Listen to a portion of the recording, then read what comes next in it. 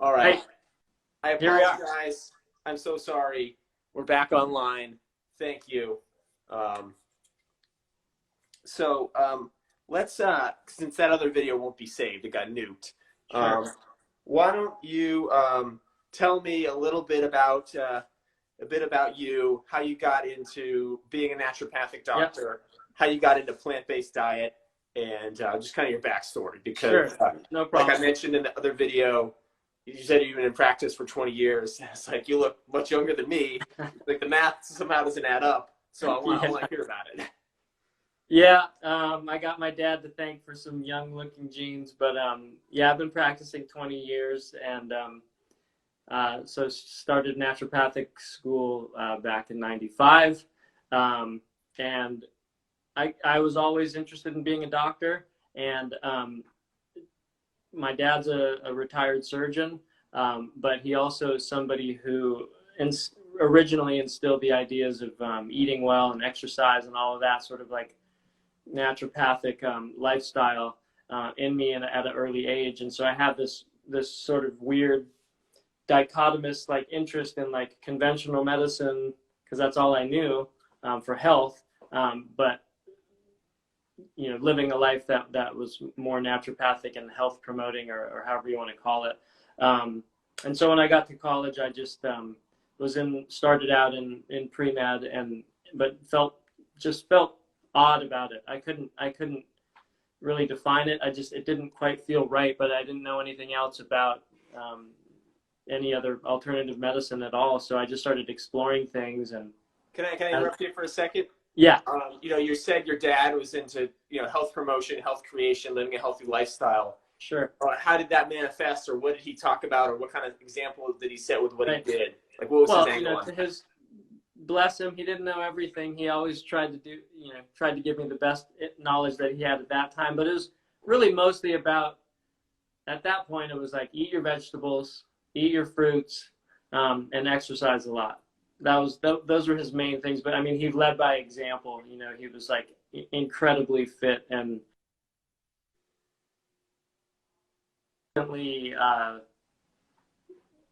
always checking in on me that I eat my vegetables, the blah blah blah. And he wasn't like, he didn't push it. He wasn't like a hard ass about it, but he was just always checking in on me. And then for the exercise thing, he didn't have to tell me to do it. I grew up in Hawaii. And all you do is play all day long, when you can. So that was no problem. But yeah, and then I got into college, and long story short, I didn't know anything about naturopathic medicine. I did tell a brief story on that last video about exploring chiropractic. You gotta tell that story. Okay. That was hilarious. It cracked me up. This is back before the internet. So as I was exploring things and finding out these new types of medicine that I'd never heard of, I heard of chiropractic and thought that sounded interesting, but I didn't know much about it. So I literally sent away for information from them, like by snail mail, from a college here or a chiropractic school here in Portland. And because this was like before the internet, right? Yeah. I mean, I think there was like email and that type of thing, and maybe a few websites, but nobody had websites with information on them. So I sent away, and I got a VHS tape in a bubble wrap package from Western States Chiropractic, and it was like an introduction to chiropractic medicine, and this is what we do at our school and all this stuff. And at the very end, they had somebody on the exam table. And somebody did a cervical adjustment on them, and I was like totally taken aback. It was like the closest thing I had seen to something like that was like on a movie where somebody was breaking somebody's neck. So I was like instantly just like, okay, I can't do that. That looks too crazy. And then just started learning more things, and just like literally as luck would have it, I was walking in a hallway in one of the buildings in my college, and there was a poster on the wall from the naturopathic school here in Portland, and they had a little send away for a pamphlet pad of paper. So I did that, and as soon as I read the description of what a naturopathic doctor was, it was like instantly, that's what I'm supposed to do. And so that's where I went. That's why I was feeling off about this medical school thing, and then this is why.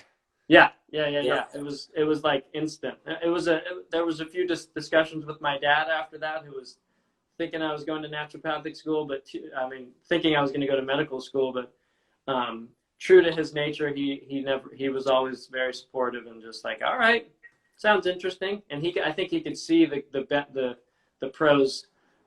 He didn't know what naturopathic medicine was either, but when I described it to him, he's like, well, that makes sense, so that, to his credit. Cool. So Yeah. this was, you started in 95, you graduated in 2000. Yeah. 20 years. Yeah. And you said that like you weren't always plant-based. Like you got into Right. like low carb paleo for a while. Like tell us Right. about that evolution, because you were always into healthy eating, it sounds like. Yeah. So yeah, I was always somebody, in naturopathic school at that time, the primary recommendations for nutrition were still like vegetarian diet, no meat, but dairy was okay and that type of thing. And I was always somebody who kind of like thought outside the box and always wanted to know more and question things and whatever. So in doing so, then I started looking at other things, and I think I said before that there was I think like literally just two books on the market at that point for the paleo diet. And when I read it, it makes a lot of logical sense, going away from eating all these modern foods and processed foods and everything like that, and eating like our ancestors and all that type of idea. So it kind of struck a chord with me, and I really, just the logic of it drew me in. And so I ended up eating and promoting it as a doctor for over 10 years, eating that way. And then I started studying cardiovascular disease more intently. And what precipitated that? Like you just had patients dying of heart attacks, or what was going on? No, I was always fairly general, but I worked with mostly adults. And I was always very into lab testing.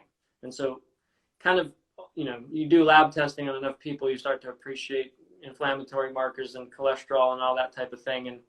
And so I was always kind of like semi-interested in cardiovascular disease, but I just got more and more interested. I can't remember really it was just a primary interest of mine. And I just decided to study it more intently. And in doing so, as I'm sure you know, you can't study much about nutrition for cardiovascular disease and not come across the amazing effects of plant-based diets. And like literally at that point, like one of the first people I found was Esselstyn. And when I read what he was telling people to eat, at that point in my mind, I was like, this is insane. This is insanity. People will die this way. and yet, you read his studies and that type of thing, you can't deny what he was finding and the results that people were getting. So I just had to put blinders down and I just decided to sort of press the reset button and look at everything brand new again and just be open to it. And then the other person that I found that was really convincing to me was this guy. I never found out who he is. He's got a YouTube page called Plant Positive. Unbelievable. Like hundreds of videos, or at least like 150 videos. And that is how I got through doing dishes at my house for like a year, just watching his videos and like questioning what he had to say. And those came out when I was in chiropractic school. Yeah. And that was like I would go to school and like learn all the stuff that they I had to learn to like get through school. And then I would go home and just like study the Planet Positive video, like listen to 2-3 hours and just be like, oh my God. Yeah. And that's who I really learned also how to look at research from, because he was so thorough about how he looked at research and sort of almost like teaching you how to see bad research and good research and that type of thing. So that was very eye-opening. And then I finally had to go. So I literally just switched like overnight from like a paleo diet to a Esselstyn style of diet as a trial. And there were some bumps in the road at the beginning. I didn't eat beans for like 8 years or something like that. So it was a little rough at the beginning, but true to form, your microbiome adjusts and then I do remember having I used to play a lot of basketball and that type of thing. And I do remember having sort of chronically sore ankles, and it just went away. I just had I just thought I was going to have sore ankles for the rest of my life, and they just kind of went away. So I was pretty healthy otherwise, but so it wasn't like this huge life-changing health process that went into play with eating that way. But so yeah, so since then I just have gotten more interested in it and continued researching and applying it to patients, and pretty hard to argue with. Very cool, and I think that speaks a lot about you, that you were willing to look at evidence, yeah, and critically think about it and change your beliefs and your opinions and yeah, and your lifestyle practices based on it. Yeah. I mean, it's a weird, when I think back, I remember when I was into paleo, all of my colleagues, my naturopathic friends were like, "You're crazy. What is this stuff? I've never even heard of this before." And I was like, "No, you got to blah, blah, blah, blah, blah." So I was like, and like doing lectures about it and everything. And now it's like the opposite. Most of the naturopaths I know, although it's changing again, but most of the naturopaths I know up until recently have been very much more interested in paleo, low carb, keto, that type of thing, Whole30 and all that type of thing. And I've been literally like getting in debates with people from the other side of the coin. So it always evolves, and I just try to never feel like I know everything and just keep learning and go from there. I try to do the same thing. I definitely get to points where I'm like, I know everything, and Right. then I get humbled. So yeah. That will happen over and over again. Yeah. Very cool. So you've been just sharing so much insightful information about the whole 2020 crisis with the coronavirus and sort of all the related topics. I just wanted to I want to switch gears into that. Let's see. Are you having trouble finding a good place to start? It's a bit of a complicated topic. Yeah. If there's something you want to talk about, no. I'm just pulling your chain because it's crazy. There's so many things to think about. It's insane. But yeah, sorry. Go ahead. So obviously the establishment science, which you and I both take issue with in many regards, especially around diet. And I don't know about you, but that was kind of the thing that clued me in that mainstream doctors and mainstream scientists might not get everything right. Up until then, I had been very trusting of the mainstream narrative. I was a mechanical engineer for many years before I switched careers. But now I'm inherently skeptical because I've seen their mistakes. So we've had the strategy of basically lockdowns, masks, pump a whole bunch of money at a vaccine that will hopefully come out and hopefully help us. You've been very critical of what's happened, as have I. What do you think we're doing wrong? Is there anything we're doing right? And how do you think, like, if you were like Anthony Fauci or you were the Attorney General and you could kind of dictate like what we did, what would you do differently? So first I would say, I think the vast majority of people out there that are involved at a high level in trying to figure out what's going on, trying to figure out what to do, they're all trying their best.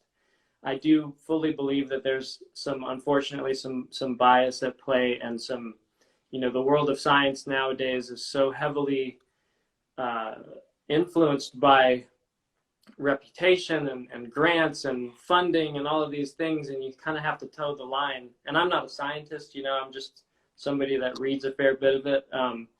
But I understand where people have gone for the most part. You can go all the way down into the deepest rabbit holes in terms of sinister agendas and that type of thing. And I've learned enough to know that I shouldn't just instantly deny those things either, because there's some things that are pretty hard to rebut. But in general, and then the other thing I would say is that hindsight's always 20/20. So obviously when something new is coming on to the scene and nobody really knows much about it yet, people have to make quick decisions and that type of thing. So I can't even imagine doing that job.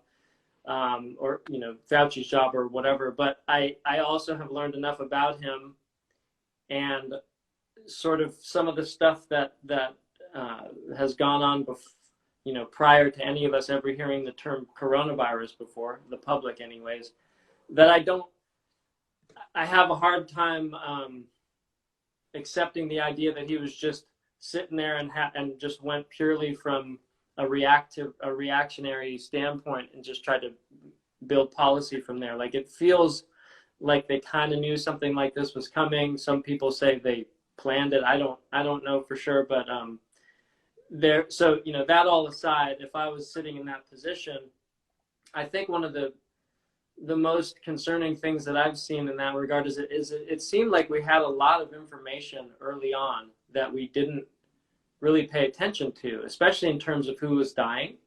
So from a very, still a very conventional narrative, or whatever, your conservative narrative, or just like a general science-based narrative, if we took a different approach where we really looked at who was vulnerable, so the immunocompromised and the elderly, and focused as much energy as possible and resources, et cetera, towards keeping those people safe, and as out of harm's way. I mean, if we can lock down the entire globe, we can at least lock down a portion of it, at least to a great degree. So, and yet it seems like in many places it was almost like the opposite was done, and we're learning more and more about that in terms of decisions that were made in New York City in terms of elderly care facilities and what they decided to do and not do, et cetera, which really, I'm actually hoping to see heavy investigation into that, and potentially, holding people accountable who made really poor decisions that cost a lot of lives. But long story short, I would say at the very least, I would pay close attention to, I would have paid more attention to that and tried not to lock the economy down at all costs. Obviously, I know that countless people's lives have been ruined. Obviously, any death is not a good thing either, but it seemed like we went bonkers, out of control in our efforts to lock everything down with very little consideration to the ramifications, and whether or not we had to, I don't know. And then the other side of things, from my nutritional mind, there's, I'm already well aware of the, lots of different considerations from a nutritional perspective in terms of looking at the impact of, just as an example, like vitamin D deficiency, and how there's clear correlation between, vitamin D deficiency and severity of the COVID-19 symptom picture. So I would have been putting in,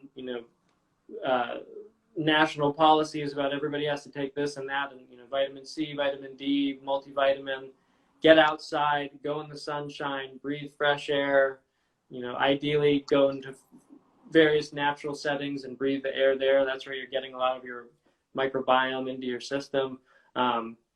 It would look very differently if I was in charge. But it would all be from very, very, at the same time, very simplistic things. There's a lot that we can do to promote our health that is never talked about. And we can go into all the different things in terms of, obesity and hypertension, all these things that clearly show strong connection to the worst case scenario pictures with COVID-19. But that would be a whole hour in itself. But hopefully that answers your question. Yeah. So, and it brings up another question. Yeah. So let's talk vitamins. Sure. You said vitamin D is protective, and we should preface by saying that it's called vitamin D, but it's really a hormone that Correct. the body produces when it's exposed to sunlight. Unless you're really obese, and then you have a harder time as the sunlight can't get through. But as someone who looks at things from a whole food plant-based lens, a health promoting lens, a natural hygiene type of lens, I always kind of poo-pooed the conventional naturopathic approach of shooting everybody up with vitamin C and Sure. And here in Arizona, there's a lot of naturopaths, and there are these ones that they run a like a mobile IV nutrition unit, and they basically go to like they basically run hangover cures out of a van, giving people. So it's like, oh, whatever, vitamins. We shouldn't have been drinking. Right. But now I'm seeing that I understand that there's a lot of value for treating acute cases with these things. So I guess I want to understand like how is intravenous vitamin C and D and these minerals used therapeutically in most cases? How's it used for COVID? Usually I think of vitamin C and D in a pill form. Is it better intravenously? What's kind of the landscape on these sort of therapies that I have minimal knowledge about? So first I would say, at least from a traditional naturopathic standpoint, and I do have to use that term now because there's certainly some naturopaths out there that don't practice anywhere close to how I learned originally. But one of the things we learned about initially was we call it the therapeutic hierarchy. Where if you imagine like a pyramid where you're starting at the base, just like a food pyramid or something like that, where you're supposed to do the most of the work at the base and only get to the top as needed. And it's this structured way of approaching health care with anybody where the foundation always has to be the foundations you might think of: food, lifestyle, sleep, exercise, going outside, all of these things. Those things need to be in place before you ever go up the pyramid and get to more potentially harmful, invasive, injected things or whatever it is. So there's the base of the pyramid that's like the base of the pyramid is the real conservative stuff that has no side effects, eating healthy, exercising. Yeah. And then you move up the pyramid, you get a little riskier. Right. So, even like, so in other words, I would never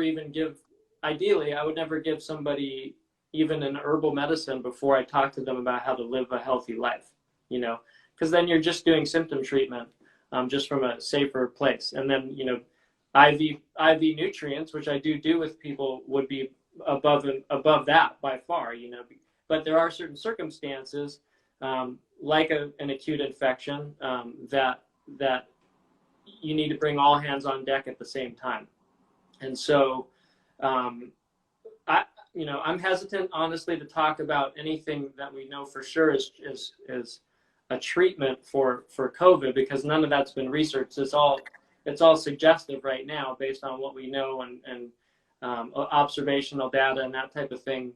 And also clinical data from China and that type of thing. They're doing IV vitamin C all over the place. It looks like it should be a frontline, first line therapy, but we can't say it for sure. So what can we? Because I know there's a lot of research of what it does help with and what it has been used for. So talk about that, because I haven't looked into it, but I remember you and other naturopath doctors saying there's a lot of research on IV vitamin C for a lot of conditions. Oh yeah,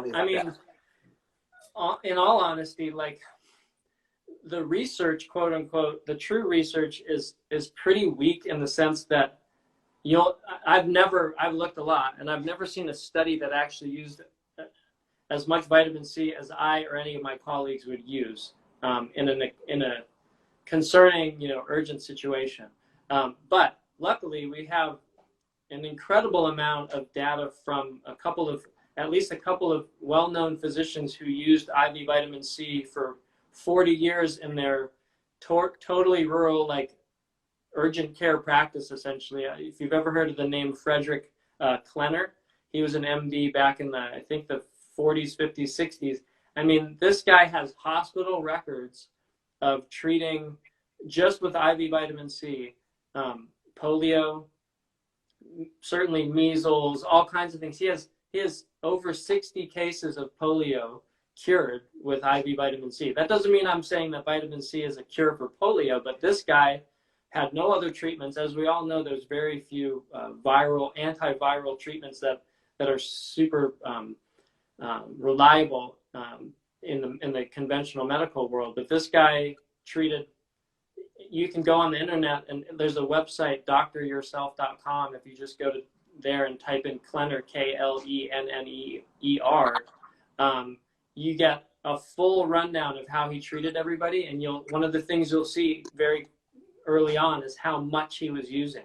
So one of the things that's so sort of poorly recognized within the world of vitamin C research is that it's very unique in the sense that the half-life of vitamin C in your body, so how long it takes for half of it to disappear or get used up, there's a huge spectrum. So I've heard estimates that it can go from, in a super healthy person that's eating a plant-based diet and living a healthy life and feeling fine, the half-life for vitamin C might be 3 weeks.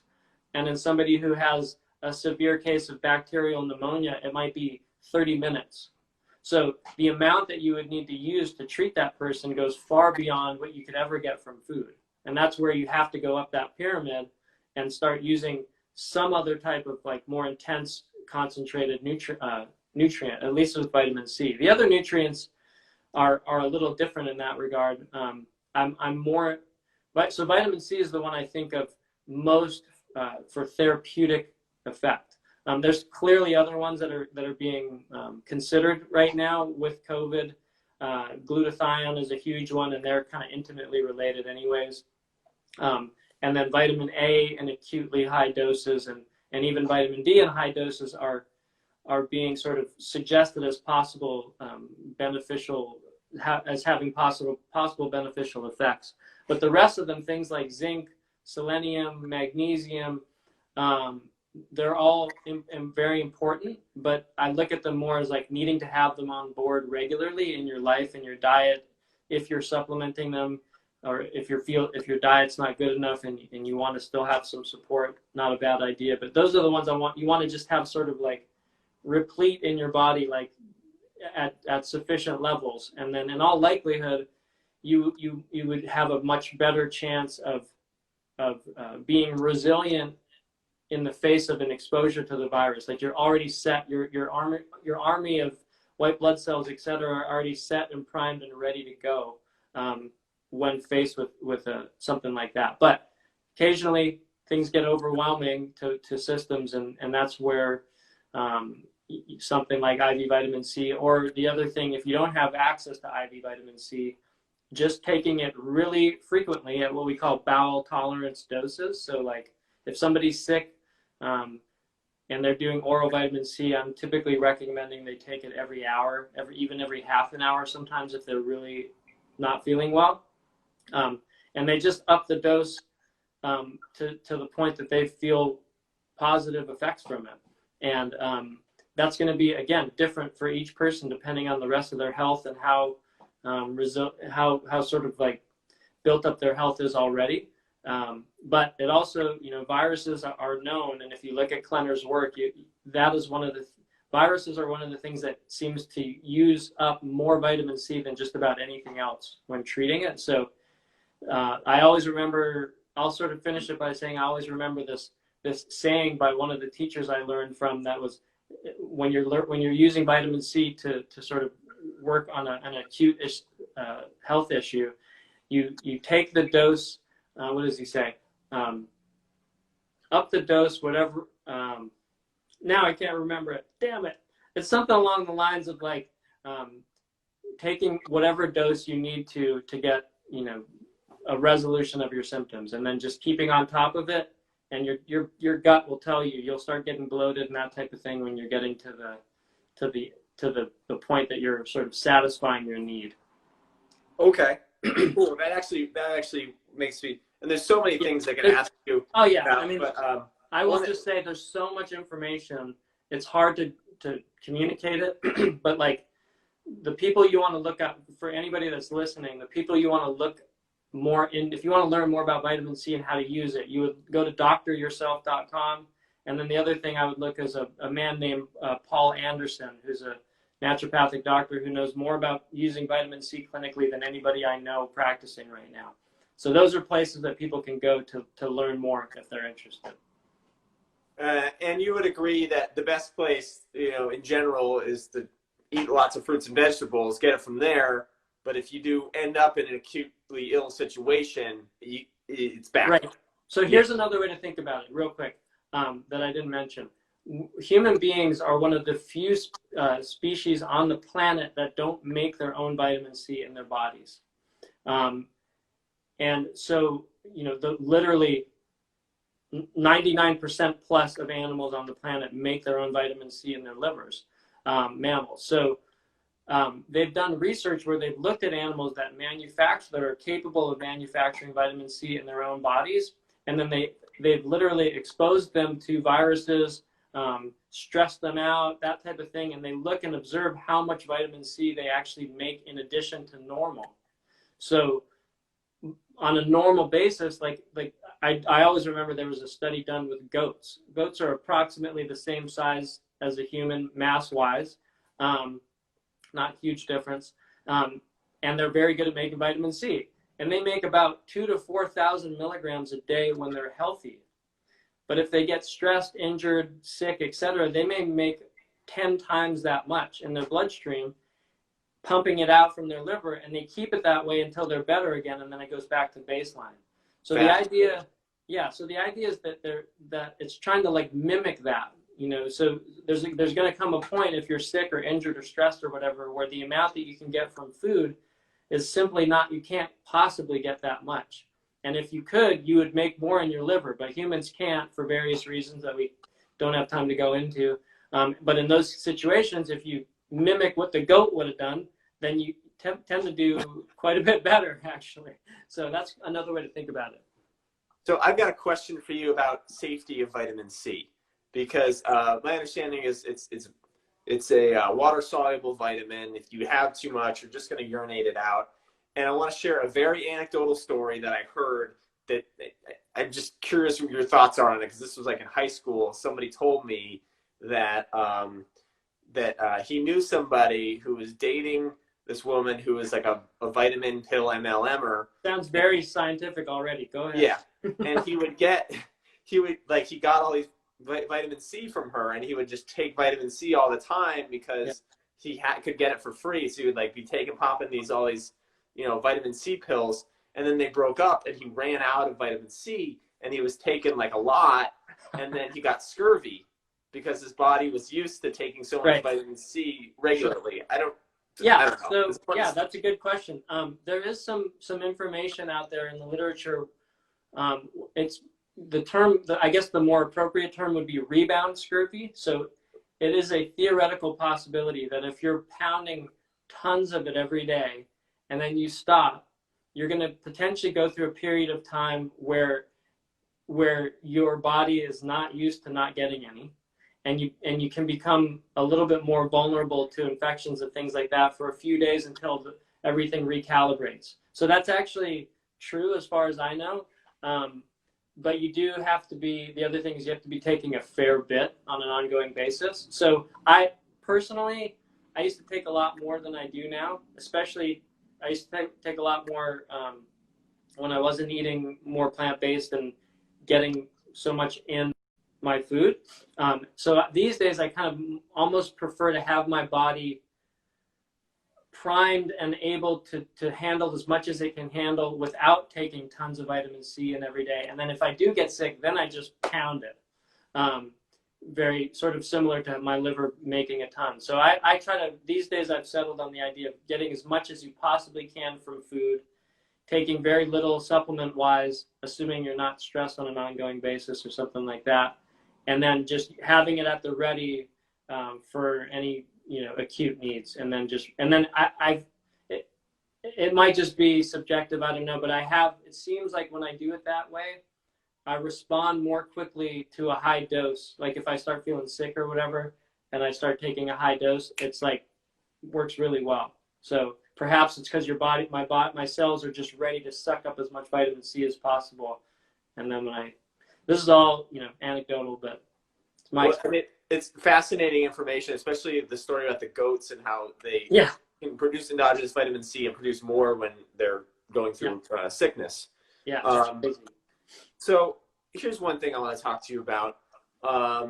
It seems to me that what we're doing as far as like lockdowns, masks, trying to throw money at this vaccine, that you're really not paying attention to these other things like health promotion, eating lots of fruits and vegetables to boost her vitamin C and so many other things, that we kind of have this model that's like, either you haven't got it and so you're a sitting duck guaranteed to get it, or you've already gotten it and you're immune.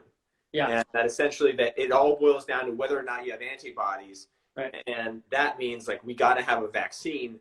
Obviously, your immune system can fight things off with antibodies. Without antibodies, you know, that there's other things at play. There's the immune system has other parts besides this what's called the humoral immune system, or the so why don't you talk about like you know, how people are able to avoid getting ill if they don't have antibodies, and sort of the other aspects of the immune system that don't get any airtime. Yeah, I mean, I will say for sure the thing that's drove me most crazy so far through all of this is the lack of any narrative, at least from the straightforward conventional information that we hear, about anything that tells anybody that they possibly have any way of dealing with this virus on their own, you know, from what they have in their, you know, the capacity that they have in their own body for health. Whereas in reality, that's the vast majority of it. And so we end up with this perspective that it's all about either avoiding it or immunizing against it. That's your only chance. Or somebody who just watches the news, and you know, if you put in, you know, some alien landed on our planet, had no idea how we do anything or how humans work or whatever, and they just watched the news, they would come away thinking this thing will kill everybody that it ever runs into, unless so you have to avoid it and try and hide from it in hopes that you can get a vaccine soon enough. That's essentially the narrative that I hear over and over again. And so there's almost nothing about how much we, you know, the capacity that we have to fight it off ourselves. And there's some fascinating stuff out there, looking at some research that I've seen, looking at people who seem to not get affected by it, even if they get exposed to it, and they don't have antibodies to it. So how would that work? Well, apparently there's a lot of interesting stuff being looked at in some circles of science right now, where they're looking at more what we call T-cell based immunity. And I'm not an immunologist, so I kind of get the gist of it and go from there. But basically the idea is there's other aspects of your immune system that can deal with exposure to different viruses that doesn't require having been exposed to that exact virus ever before. If you've been exposed to other ones that look kind of like it, you might be primed enough to be able to handle this one as well, pretty well, maybe to the point that you get a very mild case of illness as your immune system deals with it. But the basic idea is coronaviruses have been around for a long time, and many humans have been exposed to a lot of them.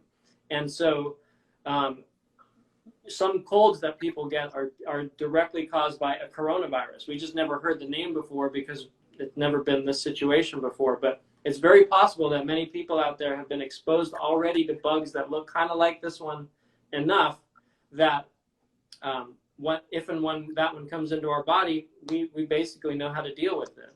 And that's taking out all of the other things that we know about nutrition and vitamin D and vitamin A and vitamin C that are so crucial for fighting off even bugs that we've never seen before.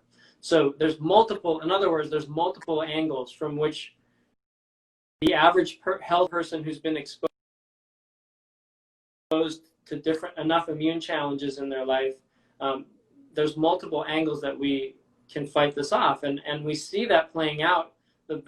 As we talked about earlier, the vast majority of people that get severely harmed by this are immunocompromised, so their immune system doesn't work like it's supposed to, or they're elderly and typically on multiple medications. So it might not just be that you're old. It might have to be that what happens with people in the United States when they get old, which is they get put on a bunch of medications. But those are the groups of people that are clearly the most vulnerable to all of this. So other than that, it's astounding to me that, knowing the general health of the United States population, how well we see other people seem to be doing when they get exposed to this bug, and they're young enough and not immunocompromised, most people do fine with it, and they're far from healthy. We are like, the most unhealthy, modernized country on the planet, and we're doing still pretty well relatively. So there's just so much more. I mean, there's so much more we could be doing to support people's resiliency in the face of this virus than we are, and it all has to come from the top. And unfortunately, the top has its own narrative that doesn't involve any of this. And you could go so far as to go into different angles with that and say there's no money to be made from vitamin C. There's lots of money to be made from a vaccine or from some new drug, remdesivir or something like that could potentially work. And so there may be influences for at least pushing for different research into different areas. But I don't know. It's all a big mess, really, when you think about it. Because I oftentimes just say, I wonder what it would be like if we just had our singular goal was the person, the well-being of the person. It didn't matter where it came from, what the treatment was, what the information was, just what's the best thing for the person, and everything else is secondary. We would have an entirely different medical system, that's for sure. So yeah, hopefully I agree. that answers the question. So yeah, that's fantastic, and it leaves a lot of open rabbit holes we could jump down. Yeah, but we do have a few questions in the comments, and I want to address those. So first off, we got Dr. Arlie, who's joined us. I don't know if she's still on or not, but she's asked, can NDs and DCs prescribe antibiotics and hydrochloroquine? I'll speak for DCs. We can't prescribe any pharmaceutical drugs. Did you say can NDs, like naturopaths, prescribe those drugs? She asked about NDs and DCs. I can speak for DCs that we can't prescribe any drugs. Yeah. How about you? Yeah, with naturopaths, it depends on the state. So in naturopaths technically only have a license to practice primary care medicine in less than half the states in the country. And in some of those states, we have prescription rights, and in some of them, we don't. So how about Oregon, where you are? What? Yeah, basically full prescription rights. Okay. But I mean, that's an interesting. That is, I will say, that's an interesting topic if you're talking specifically about hydroxychloroquine, because as you probably have heard, there's a number of stories that I've heard from conventional doctors around the country having a very difficult time prescribing that drug for COVID-19, to the point that they're getting reprimanded by their institution or called by their pharmacist that they prescribed the drug through, saying, why are you prescribing this? What's the diagnosis? That's never happened before, like in the history of medicine. Doctors typically are doctors, and they get to make the decision, and they get to prescribe whatever it is that they think is necessary, if it's a accepted drug that's been safety tested and whatever, and doctors prescribe drugs off-label all the time. But for some reason, in this one particular case, it's been made very difficult in many cases. So there's weird stuff going on, and there's lots of potential explanations for that. So as a naturopath, I don't work with acute cases very much anymore, so I haven't had the opportunity to treat a newly diagnosed COVID patient. So, it's all coming from just my perspective, but I would be able to prescribe hydroxychloroquine if I needed to, and if I was allowed to by my board. Mm-hmm. Okay. Yeah, and you posted some really insightful stuff, which really caught my eye. I think you actually posted about this maybe a month or two ago when they announced that they were studying hydroxychloroquine, and kind of sounded the alarm, like, hey, they're what are they doing? They're using this vitamin C as a placebo. That looks suspicious. These studies are probably they're probably going to fail, and they're going to say, oh, this drug isn't therapeutic. And then, of course, now in the past week or two, what you said came to pass. Yeah. So, like you called it. I mean, it was brilliant. So why don't you tell us a little bit about how that came on your radar, and sort of what they're doing to sort of set up hydroxychloroquine to fail in clinical trials. Yeah, and obviously it's our interpretation, whether or not they're truly trying to do that. I can't come up with a reason other than that to explain the study designs I've seen out there, other than it it's set up to fail, because I have seen that happen in the world of nutrition and diet, that type of thing, frequently. Oftentimes studies are clearly set up to have a certain outcome.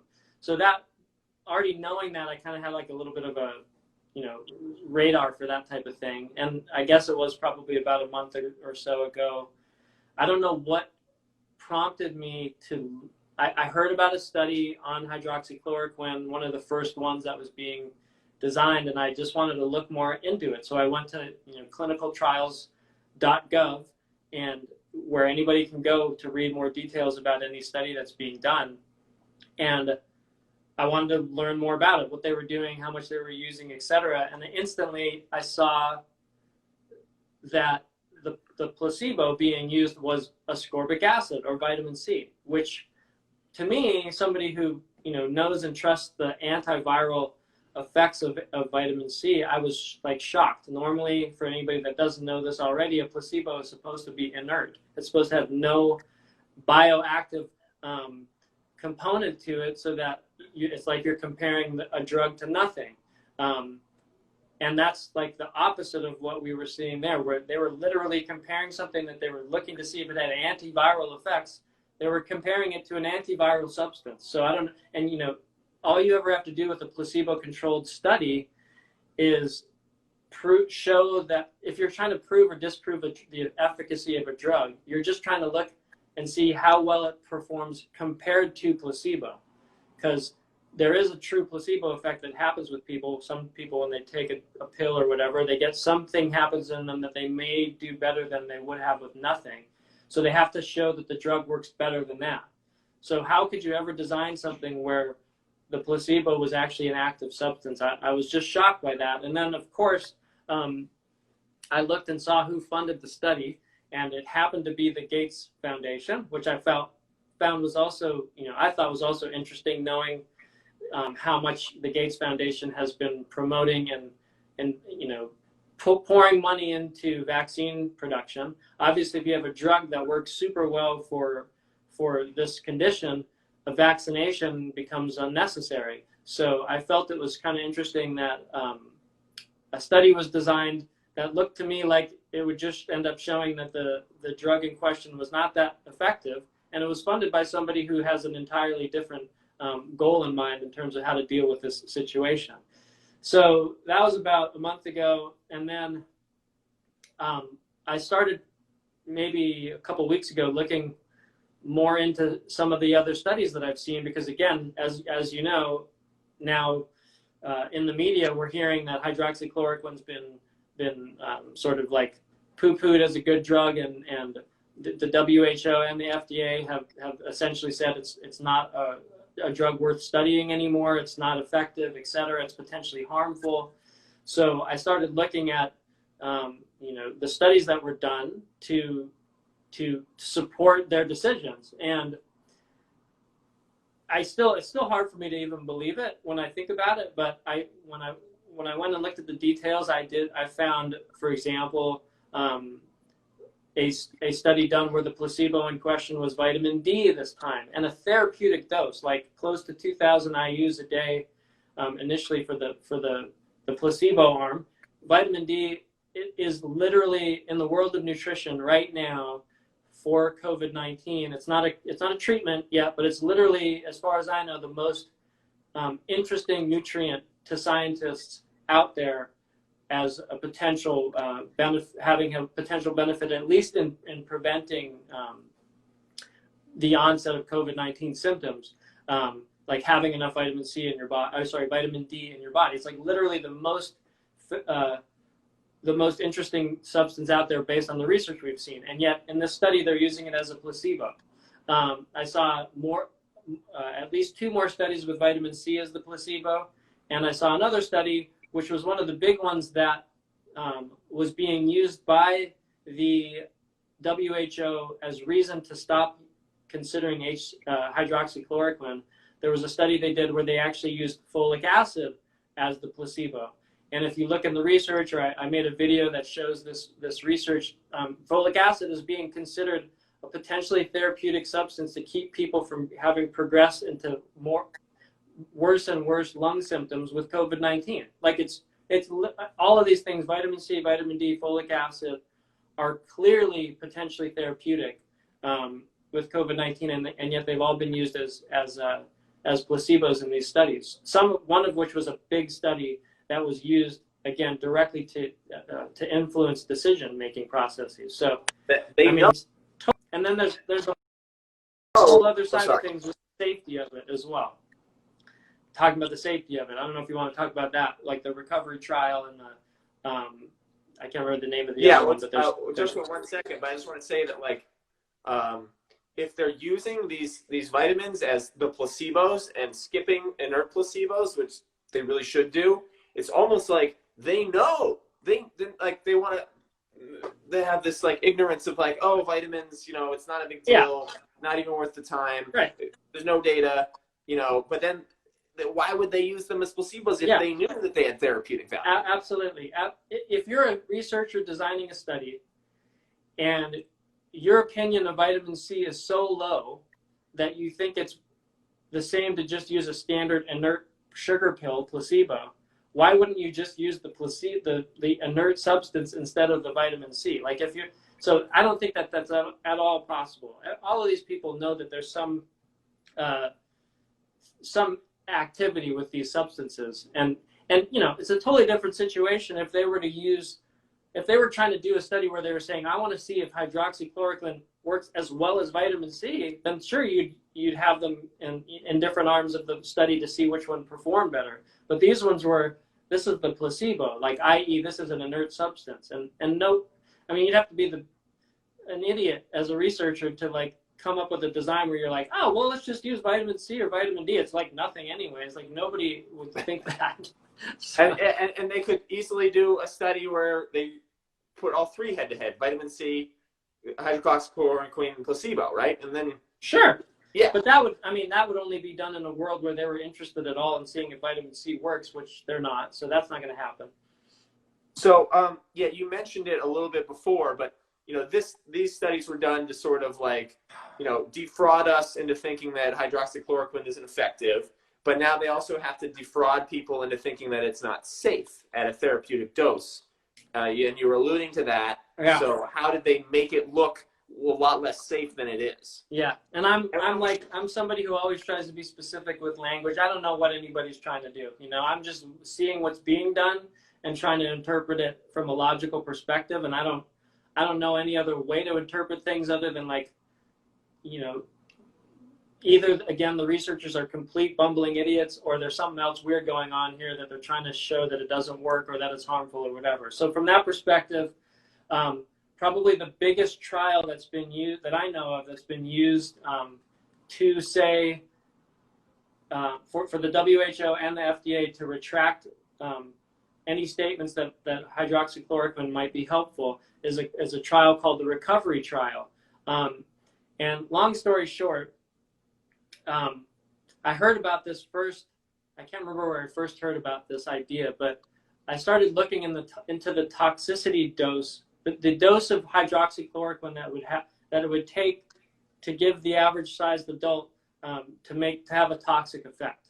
And if you're looking, let's just say, there's like online calculators. The hydroxychloroquine is so well understood that there's like literally websites where you can go and type in how big the person is, how much they weigh, and what's the dose that they should take to be safe.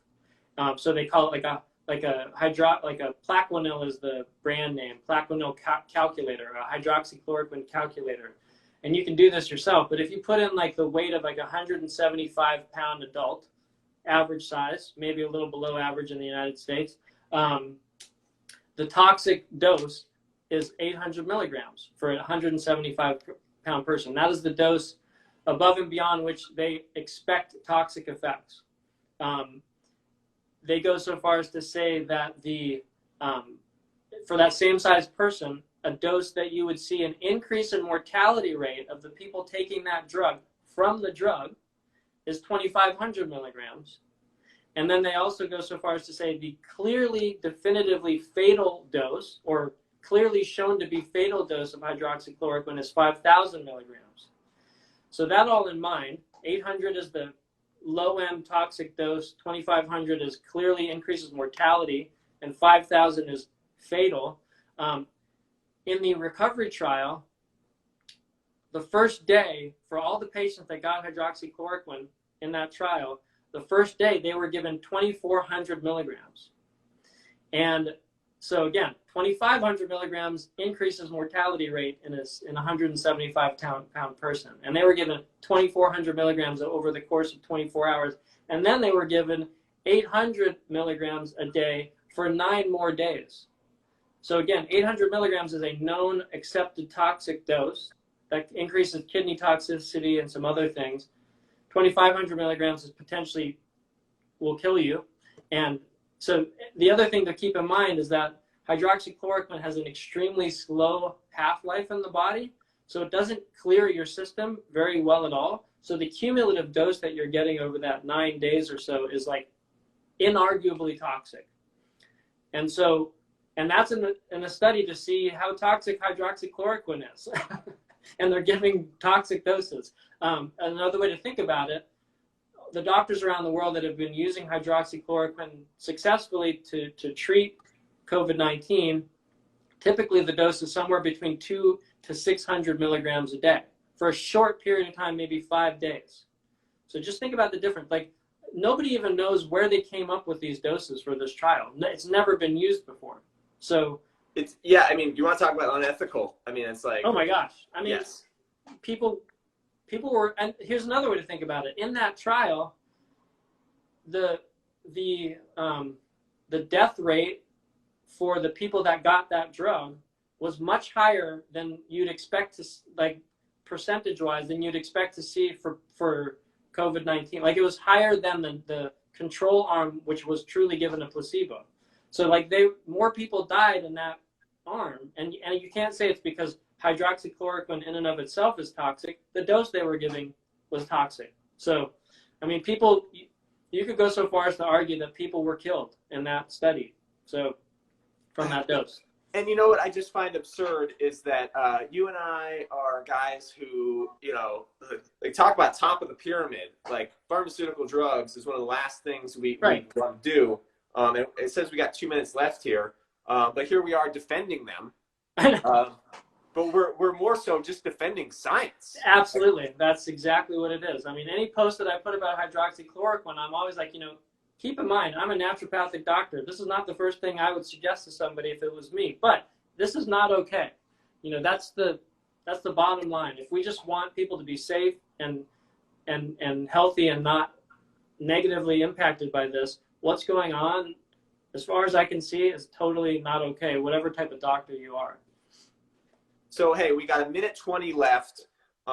Let people know where they can find you. I know you got an Instagram, you got a YouTube. Do you have a website, anything else you want to plug? The last 70 seconds here are yours. Yeah, thank you. I have a website, drdanielchong.com. I'm on Instagram. You can obviously see me there. And then Facebook as well. I have a page there. YouTube is, I'm admittedly very sort of like slow on the uptake and all this social media stuff, as you, I'm sure, would attest to, as my frequent like questions, like, how am I going to do this again? And how do we do this video thing again? But I'm trying. So the YouTube thing, I have a channel. I think it's under my name, Dr. Daniel Chong. I'd have to, maybe I'll give you a link or something like that. I barely have anything on there anyways, but I'm going to be starting to make more videos similar to the one I did on hydroxychloroquine. So maybe if you want to just link that somewhere. If only it's in my link tree. What's that? If only plant positive were here. So, right. But yeah. The link to that video that I did on hydroxychloroquine is in my link tree.